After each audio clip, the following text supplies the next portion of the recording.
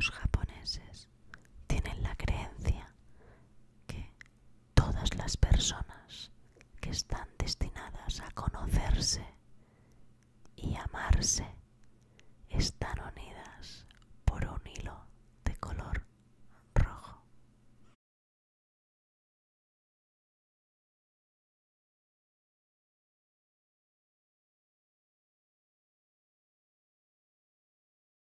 Esta leyenda surgió cuando se descubrió que hay una arteria que conecta directamente nuestro corazón con el dedo meñique.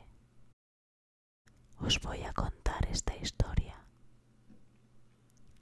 Había una vez, hace mucho, mucho tiempo, un emperador que supo que en su reino había una bruja que podía ver los hilos rojos de todas las personas.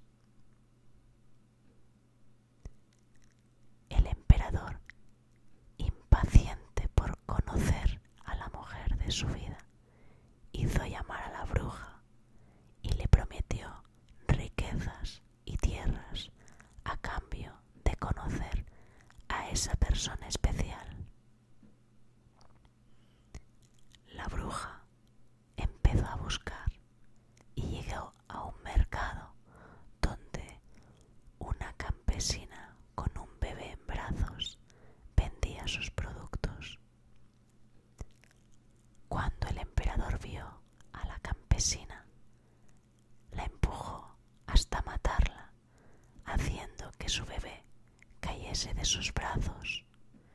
Luego le cortó la cabeza a la bruja. Muchos años después, la corte del emperador le presionó para que se casara con alguien de su reino. La mejor opción era que desposara a la hija de un gran general, un general muy poderoso. Al llegar el día de la boda, la muchacha entró al templo cubierta con un velo, y al levantar el velo, el emperador vio que en medio de su hermoso rostro había una cicatriz que él mismo había provocado años atrás cuando empujó a esa campesina tirando el bebé al suelo. Y es que los amores destinados son eso. No podemos escapar de esa persona que nació para amarnos. Un hilo rojo invisible que conecta a aquellos que están destinados a encontrarse, sin importar el tiempo, lugar o circunstancias.